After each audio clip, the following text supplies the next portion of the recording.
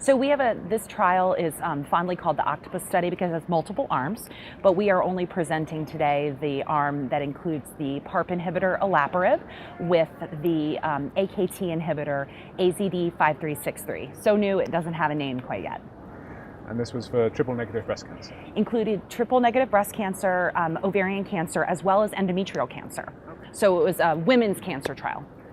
And what were some of the doses being explored in this arm? So, the good news about this study is that the doses had already been explored in detail. So we started at what we thought was going to be the recommended phase 2 dose, which was 300 milligrams BID of the olaparib in tablet formation, as well as 480 milligrams of the AZD5363, which was given on a 3-day on, 4-day off schedule.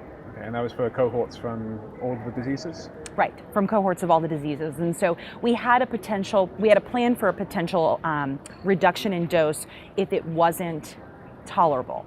Now, with our first couple of patients, we did struggle with some of the side effects and did reduce the dose.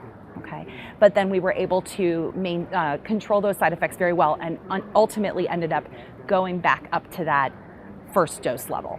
So this were just small numbers for now? Exactly. So we treated approximately 38 patients. Okay.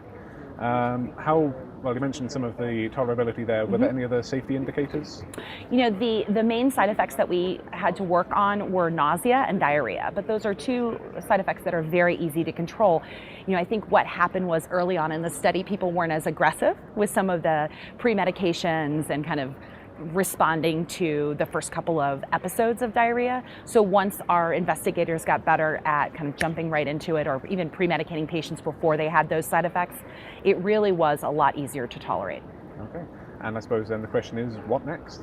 So, the good part about this trial is we did two different things. We had expansions at that dose level amongst all 3 tumor types, so amongst breast cancer, endometrial, and ovarian. We saw overall a 22% response rate, so across all the cohorts, but really kind of intriguingly, in endometrial cancer, we had a 50% response rate. Now, granted, these numbers are small. Of the evaluable patients, there were 8 evaluable patients, but it's really unheard of to see any kind of response rate that high in endometrial cancer. It has basically almost nothing approved for treatment. So we're very excited about kind of moving forward with that combination in endometrial cancer.